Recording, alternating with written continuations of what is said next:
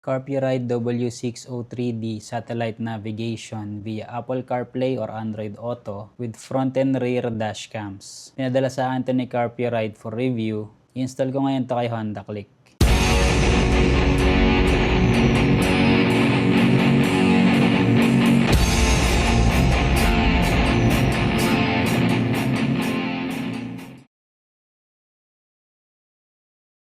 Mga kasama niya sa box is yung main unit na 6.3 inches viewable screen, RAM style 1-inch ball mount na may kasamang spacers, bolts and nuts, tsaka Allen key, handlebar remote controller, USB power cable, front and rear dash cams na may 3M tape, meron din siyang kasamang screws kung gusto mo i-fix na to sa pagkakabitan mo, power cable with inline 3 amp fuse, meron ding extra fuse na kasama, shade hood pwede mong ilagay dito, user manual, wire connections ng unit meron siyang 4, power line pwede niyang ikabit dito sa USB power cable or dito sa power cable na may inline fuse na ikakabit mo mismo sa battery ng motor or sa ignition switch, then negative ng battery para mag-on lang yung unit kapag in-on mo yung ignition switch. Same lang sila ng kulay para hindi kayo malito, color coded siya. Yellow cable is para dun sa handlebar remote switch, green and black cable para sa front and rear dash cams. Saksak natin itong USB power cable niya sa 5 volts 3 amperes na power source.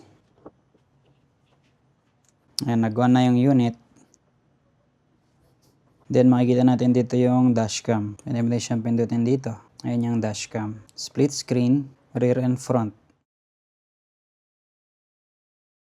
Sa mounting options, yung handlebar clamp niya para sa mga naka-naked handlebar na motor. Tanggalin natin tong bolt and nut. Yung spacers niya na may slot para dito. Yung mga extrang spacers, pwede mo siyang i-stack up. Depende sa size ng handlebar mo kung saan siya mag-fit. Patong mo lang na ganyan. Ang gagawin ko sa akin, ida-direct mount ko siya kasi removable itong 1-inch ball mount niya. May screw lang siya dito. Tanggal na siya. Tanggalin din natin yung sa mismong unit. Same lang sila ng size. Itong screw niya. Like yung screw dito, meron rin siyang thread locker dun sa loob. Pero lagyan pa ulit natin para mas secure. Shoot natin dito sa may slot. Meron din siyang korte para hindi siya gagalaw-galaw. Shoot natin dito. Naka-fix siya, hindi siya umiikot. Lagyan natin yung screw. Counterclockwise para bumalik sa dating thread. Once na nag-click, pwede na higpitan. Hand tight. Okay na. Direct handlebar mount. Shade hood, hindi ko na siya gagamitin. Para lagay ko yung mga screws niya dito sa likod. Konting thread locker. Tapos lagay din natin yung isang spacer niya dito.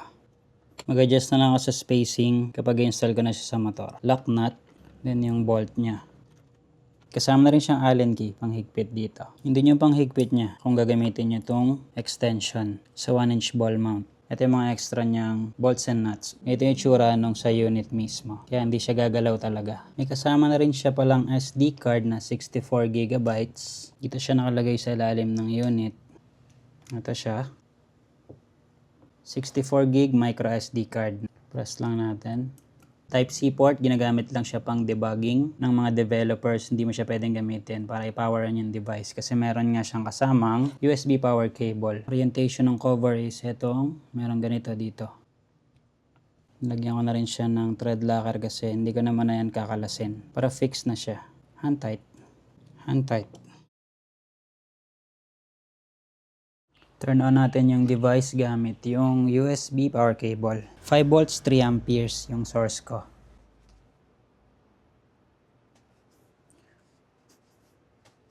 Yung boot screen logo is pinalitan ko na siya. Pwede nyo silang i-email para sa instructions kung paano magpalit ng boot screen logo. User interface, nandito yung home button.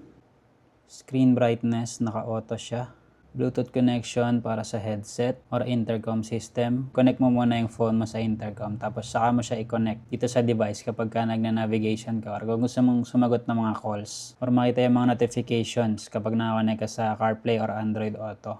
Itong isa naman is yung camera.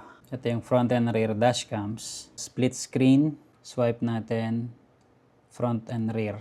Settings, ito yung recording. Stopping recording. So, automatic kapag in-on mo yung unit, nag-start siyang mag-record yung front and rear dash cams. Itong lock button para hindi ma-overwrite yung video pag nag-loop recording na siya. Screenshot.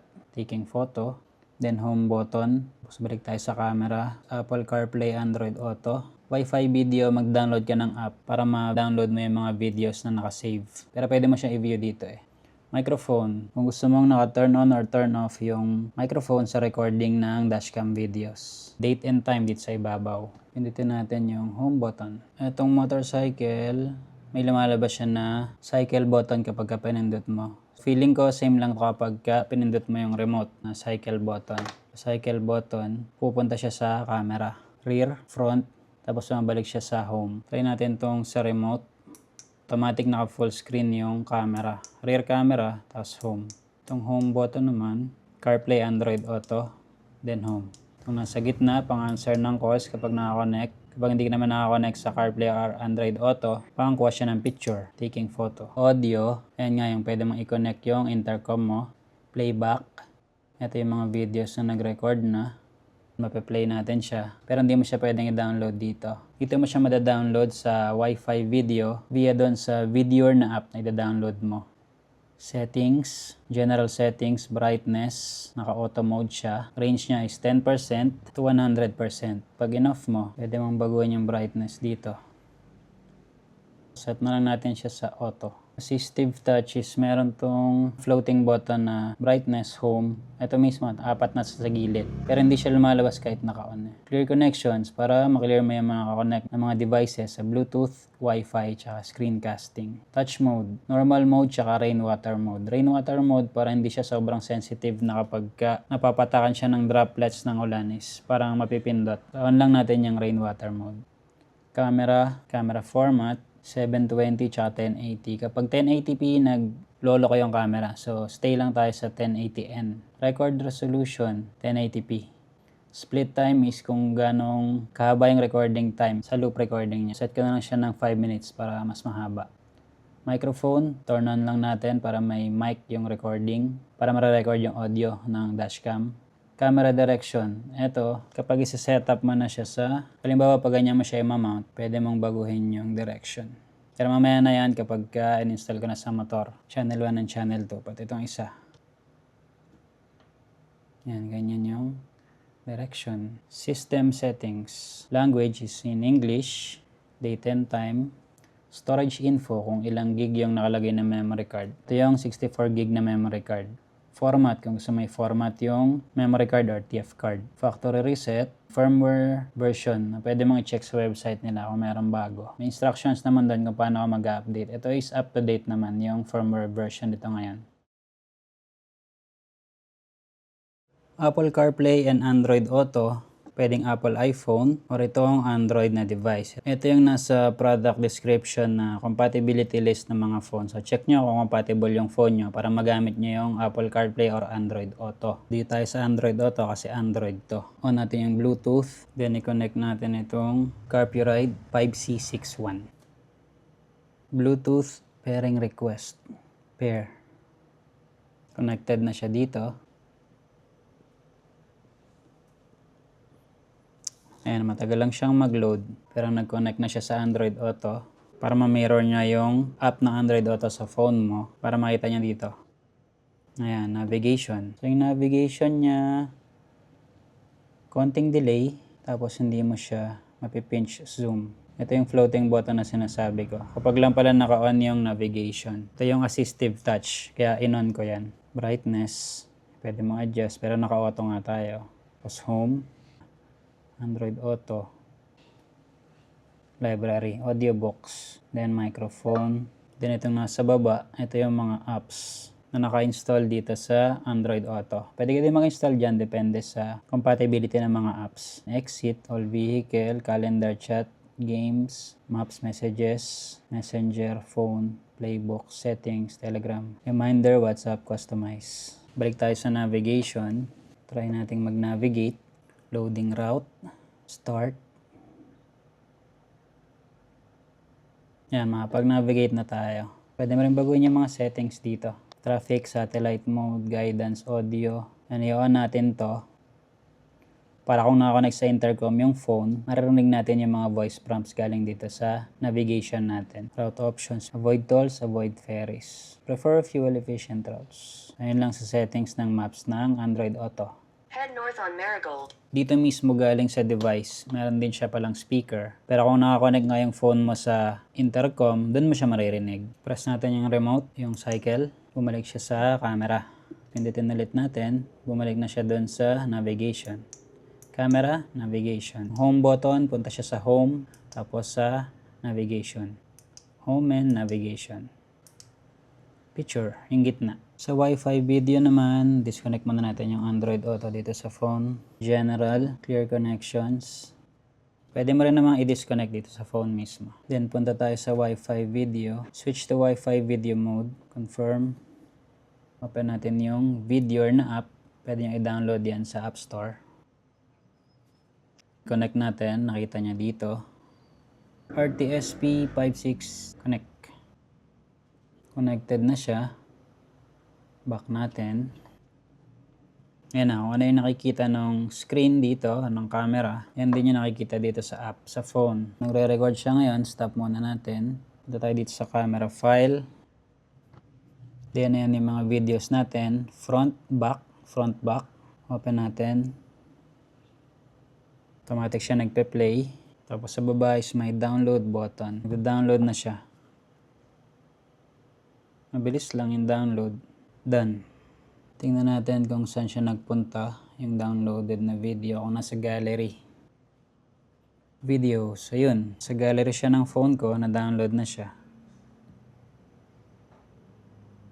Ito yung footage na download natin from dito sa dashcam ng device. Install naman natin to kay Honda Click. Itong Carpuride W603D. Na-install ko na siya kay Honda Click.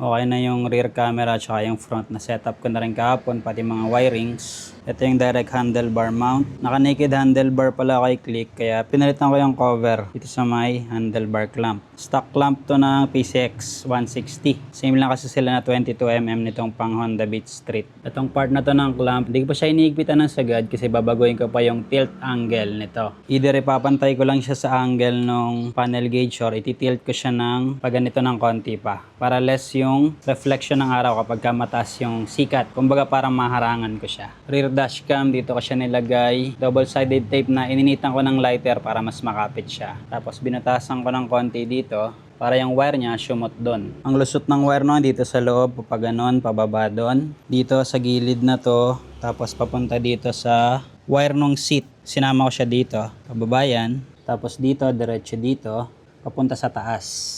Na diretso dito. Ito yung mga wire niya. Rear camera itong black. Yung green is yung front camera na dito ko siya minount. Double-sided tape din. Initan ko ng lighter para mas madikit. Tapos nilagyan ko na siya ng screw para fix na siya dito. Kanya itsura niya sa Honda Click pag dito nilagay. Dito kasi hindi ubre. Bala ko sana dito kasi maliit yung space. Wala masyadong space dito kaya hindi mag-ubra. Dito ko na lang siya nilagay. Okay naman yung position niya para sa akin. Okay na rin yung angle niya na iset ko na. Tanggalin ko muna tong custom speedometer mask ko na fiberglass. Tsaka tong RPM gauge. Tinabas ko rin ng konti ito, yung dulo, para mag-shoot yung wire. Itong front cam dito. Ito rin, iluwagan ko ng konti yung butas dito para sumot naman itong connector niya. Tanggalin natin itong harapan para mas mapakita ko sa inyo. Yung wirings dito. Itong wire ng front cam, inayos ko dito. Pagka-alisin ko itong harapan, tatanggalin ko na lang siya muna dito. Sa may connector niya. Unscrew ko lang yan. Sila. Tanggal. Then yung wire ng headlight. Ito yung front cam, lusot dito yung wire, papasok sa loob, tapos ito yung wire niya. Ganyan yung diskarte para removable siya. Ito yung wire galing sa rear dashcam. Ito naman yung wire ng power line, papunta naman sa may battery. Patas sila dito, itong dalawang to, yan. Tapos ito yung mismong mga wire na excess. Tapos itong patas na to, ito yung papuntang unit. Tapos kasama rin yung remote switch na nandito. Sinama ko na dito, pababa. Tapos pabalik dito, papunta rito. Dito sa kulay yellow na connector. Ito yung handlebar remote switch. Diyan ko na lang muna nilagay. Iusin ko pa siguro yan, baguhin ko. Ginamit kong bushing yung kasama niya. Medyo gumagalaw nga lang siya. Kaya ayusin ko pa. Hanapan ko pa na mas magandang pwesto. Power line ng battery is eto. Kasama na rin dito yung negative. Yung negative wire. Yung negative wire is papunta dito sa negative terminal ng battery. Ito. Yung ground. Dito siya nakakabit. Yung red wire after ng inline fuse na may 3 amp inline fuse. Dito ko siya connect sa ignition via fuse tap para mag-on lang yung unit kapag sinwitch on ko yung ignition switch. Ang orientation nito sa Honda Click is pag ganito kasi nasa kaliwang side yung source ng power. Para pag nag-short circuit, puputok ko yung fuse, hindi maapektuhan yung mismong wirings ng motor. Medyo mahirap nga lang yung pwesto niya kasi parang masikip eh. Pero okay naman na pagkasya ko naman siya. Pag ganyan. Tabas din pala to para kumasya. Pero matagal ng tabas yan nung dati pa. Kabit ko lang siyang ganyan. Sikip siya ng konti pero okay naman. Mapasok naman. Ising ko pa siguro yung pwesto. Medyo masikip eh. Ayan, makaambok dito ng konti. Kabit ko na lang muna yung mga fairings ni Click tapos try natin siya. Okay na, nakabit ko na yung fairings ni Click. Try naman natin. Medyo matagal siya mag-load pero yan, gumana naman siya. Tapos automatic, makikita mo yung front camera. Starting recording, nagre-record na siya. Tapos switch natin yung rear camera. Front, rear. Press natin yung cycle button sa remote. Punta siya sa rear camera. Tapos balik sa home na may rear camera pa rin sa maliit na screen. Yung home button naman yung pinakailalim sa handlebar switch. Apple CarPlay or Android Auto, tsaka Wi-Fi video. Tapos balik siya sa home screen. Itong gitna, screenshot. Taking photo. Naayos ko na nga rin yung settings niya dito sa camera direction. Inayos ko yung alignment. Pwede mong i-flip, depende. Yung orientation, pwede mong baguhin. Ganyan tayo kasi yun yung makikita natin. Yung likod is naka-flip naman para yung representation ng nasa likod mo, ganun pa rin yung makikita mo. Pagka binago mo yung flip, baliktad yung makikita mo. Kasi dyan nakaharap yung camera sa likod. So, mas okay kung i-flip mo. Yan.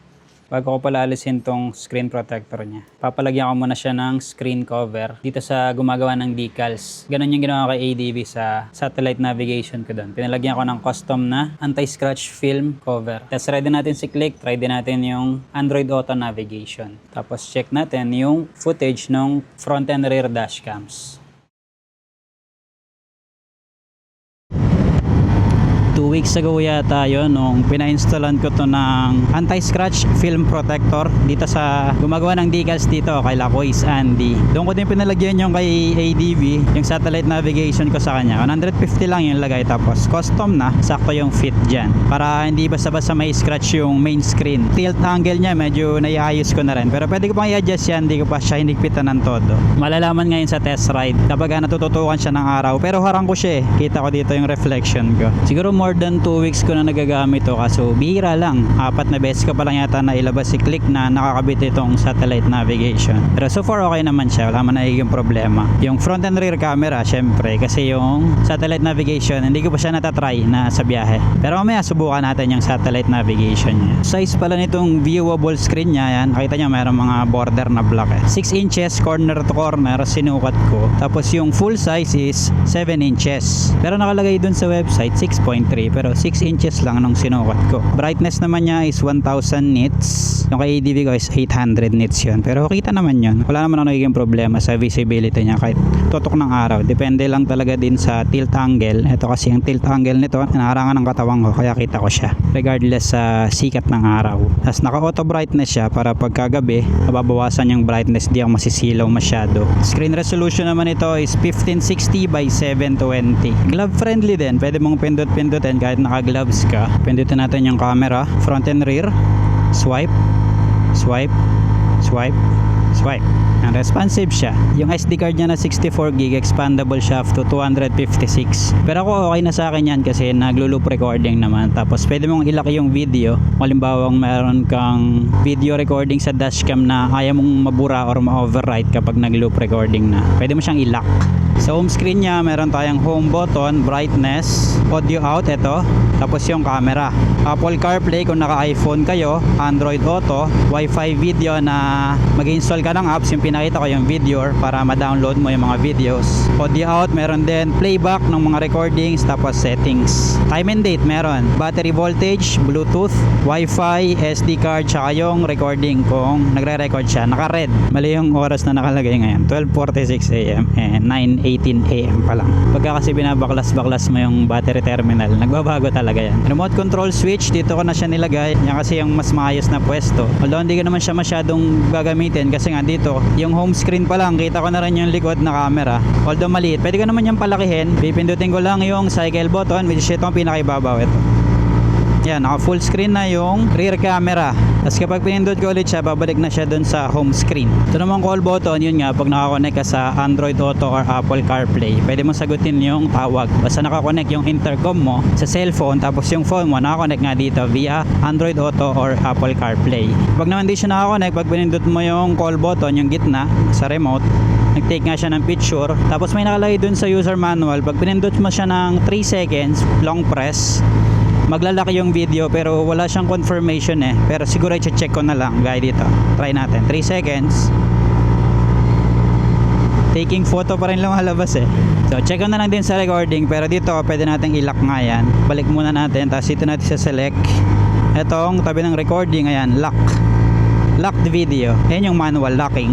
Check na lang din kung gumagana yung sa remote control na para malock mo yung current recording, para hindi siya ma-overwrite nga kapag ka nag-loop recording na. Then yung pinakababa, yung home button sa remote control, kapag pinindot mo siya, pupunta siya sa Android Auto, Apple CarPlay or Wi-Fi video. Tapos pag pinindot mo ulit, balik na sa home screen. Nakalagay din sa user manual, pag nilong press mo yung home button, maglalak yung screen, pero ayaw niya mag-lock. Yung hindi mo magagalaw, hindi ka makakapindot. Ayun yung gumana pag nilolong press ko to. Uy, home screen, long press. Walang lumalabas. Wala, ayaw. Email ko na lang din siguro sila. I-confirm ko kung baka mali lang yung nakasulat sa user manual. Pina-on ko kay OBR yung Bluetooth ng phone niya tsaka yung mobile data. Tapos automatic nag-connect dito sa Android Auto dito. Ayan. To navigate on Android Auto, switch to driving directions and start again. Avoiding tolls and highway. Dapat daw hindi naka-motorcycle. Naka-car mode siya. Tapos ayan na, nakapag-navigate na ako. Hindi ko na rin kinonect sa intercom. Dito tutunog sa mismong device pag hindi nakakonect sa intercom. Yung voice prompts na sasabihin niya, turn left, turn right. Yan yung navigation ng Android Auto gamit yung phone ni OBR. Sakali na gamit namin to si Click, siya na lang ang mag-navigate. Para ako, titignan ko na lang dito. Setup na lang niya kahit umaandar kami kung saan yung gusto niyang puntahan. Kasi yan, lalabas na sa screen. Pwede ko pa rin i-view yung rear camera, pinti ko lang yung home button. Tapos si home button ko lang ulit, babalik na siya dun sa navigation. Yung sa iPhone, hindi pa namin na-test ni OBR. Pero pwede nga siya sa Apple CarPlay naman. Compatibility naman niya is, bukod dun sa mga pinakita ko na unit na hindi siya compatible, dapat din Android 11 or higher yung operating system ng Android nyo sa Android Auto. Yung phone ko kasi is Android 10 yata yun, so hindi siya compatible dito. Kay OBR kasi, yung gamit niya ngayon dito, Android 13, kaya compatible siya. Nakakonect namin siya via Android Auto. Ayan, okay naman siya.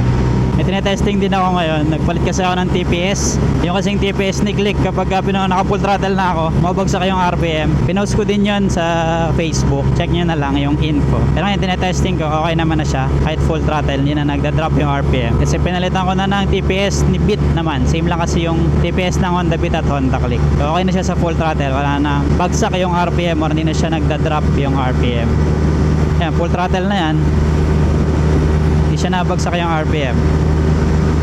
9,000 RPM pa rin. Diretso lang. 9,170 RPM. Hindi nababa yung RPM. Full throttle. Lakas ng hangin. Mana? Front and rear dashcam naman niya. Ganyan yung itsura niya. Ayan yung front. Tapos ito naman yung rear dashcam. Field of view niya is 140 degrees, so malawak siya. Yung gamit ko kay ADV is 110 degrees yung field of view. Kung i-compare naman natin sa gamit ko ngayong camera na DJI Osmo Action 4 na naka FOV boost lens, 185 degrees yung field of view nito. Yung standard lens ito is 155 degrees. So malapit lang siya doon yung standard lens na kuha ng DJI Action 4 sa field of view nung front and rear dashcams natin. 1080p yung resolution niya. Meron din tong night vision pero hindi ko pa na-check kasi hindi ko pa pa nagagamit to ng gabi si Honda Click, yung front and rear dash cams niya. Yung quality niya okay na rin siya para sa 1080p. Although hindi siya ganun kalinaw talaga. Kung ikukumpara mo sa mga action cams, iba talaga yun. Kung sakaling may gusto kong i-review yung footage, ba, may gusto kayong makuhang plaka, kita siya. Kagandahan din dito dahil 140 degrees siya. Halos kita mo din yung blind spot. Para ka na rin may rear view mirror sa mga sasakyan. Hindi lang siya for security purposes. Pwede mo rin gamitin as rear view camera. Pero mas okay pa rin na nag-shoulder check ka para sigurado. Minsan hindi rin nakakaabot kahit malaki yung field of view. Power consumption naman niya walang nakalagay doon sa user manual, sa box wala. Hindi ko lang kung ilan yung amp draw nito pero mas okay kung susukatin natin. Yung kasama niyang inline fuse is 3 amps, so more or less to mga 15 watts below ang power consumption nito. Kaya 3 amp fuse yung nakalagay. Yan, safe na yon. Kung mag short circuit man, puputok yung 3 amp fuse. Tapos hindi maapektuhan yung wirings ng mismong motor. Ngayon kung halimbawa meron kayong USB socket sa motor, sa ADB meron, pwede nyo siyang gamitin as long as 2.5 amperes or higher yung output power niya. Kapag below doon, din siya pwedeng gamitin kasi magloloko, kukulangin siya ng power supply. Kapag USB yung gusto nyo gamitin. Si Click wala nun, kaya nirekta ko siya sa ignition or sa battery. Presyo naman ito is nasa 17,000 yung SRP. Mabibili nyo lang siya sa website ng CarPuride. Pag ginamit nyo yung discount code ko, makaka-discount kayo ng 30% off. Magiging nasa 12k na lang siya. Yung discount code ko is MotoBeast. Lalagay nyo lang yan sa checkout page. From 17k magiging na siyang 12k. Delivery time frame naman niya from China, dumating siya sa amin 5 days nung pagka-ship. Mabilis lang din, pero yan nga, depende yan sa lugar nyo kung gaano katagal yung delivery time frame niya. Siyempre gagamitin ko pa ito ng matagal para matesting ko naman sa longevity niya saka sa reliability. Pero so far wala akong nagiging problema dito sa CarPuride W603D satellite navigation. Dito kami kakain, mag-u-turn na lang ako, napasobra ako kasi yellow na yan. Check natin yung front cam, rear cam. Ito na kami sa kakainan namin, Cafe Ilocano. Tapos pag in-off natin, mamatay na rin siya kasi nga nakakonect siya sa ignition. Kapag ka naman iiwan nyo sa parking, syempre wag dun sa mga sketchy na lugar kasi pwede siyang manakaw. Although pag ninakaw yan, useless kasi hardwired yan sa motor. Hindi ka rin makakabili ng mga extrang wires nito na pwede mong gamitin. Kaya useless talaga siya kung nakawin man. Secured naman din siya kasi ito, clamp niya, naka Allen bolt siya, tapos lock nut. Maigpit naman yan, siya basta-basta mananakaw. Pero mas okay pa rin siguro kung may alarm yung motor nyo, kung hindi nyo maiwasang iwan sa mga sketchy na lugar. Or disc lock pwede. Meron ako na, hindi ko lang nadala. Disc lock with alarm yung crans ko. So ganoon na lang gagawin ko kapag iiwan ko siya sa mga medyo sketchy na parking. Pwede mo rin takluban. Halimbawa, takluban mo balaklava na ganyan para hindi halata. Or kung meron kang pang cover ng motor, ayun, mas okay, takluban. So okay din siya tingnan. Bumagay siya kayo Honda Click na naka-naked handlebar. CarPuride W603D. Ito na yung lunch namin ni LBR dito. Burger steak, spam, salad, tsaka drinks. Busog, sarap ng kinain namin ni OBR. Ay na medyo maambon, pero mahina lang, tumila na rin Sobrang init kasi sa Pampanga kaya parang natutunaw niya yung ulan. Itong unit naman natin is waterproof siya. IP67 yung waterproofing niya. Pero hindi ko pa siya nagagamit sa malakas na ulan. Yung kay ADB kasi nagamit ko na. Okay naman siya, wala naging problema. So ito kasing CarPuride is mas matagal na to sa market compared doon sa isa kong gamit kay ADB. Kaya tested na rin to pagdating dyan sa mga waterproofing, longevity. Pero syempre iba pa rin yung ako mismo yung magta-try. I-update ko naman kayo kung anong mangyari sa kanya sa paggamit ko sa kanya ng matagal. Comment na lang kayo sa vlog. Lagi naman ako sumasagot basta nakita ko yung comments. Pasyal muna kami ni OBR dito sa may New Clark City Aquatic Center. Tambay muna bago umuwi. Kapag pala hindi naka-naked handlebar yung motor nyo, pwede kayong magkabit ng crossbar tapos yun yung i-mount. Pwede rin siguro sa side mirror mount. Meron naman ganun yung nakaganan na parang bilog na nakaganan. Feeling ko mas okay kung crossbar kapag ka hindi naked handlebar yung motor nyo. Welcome to National Government New Clark City Malaus Kupo Administrative Center.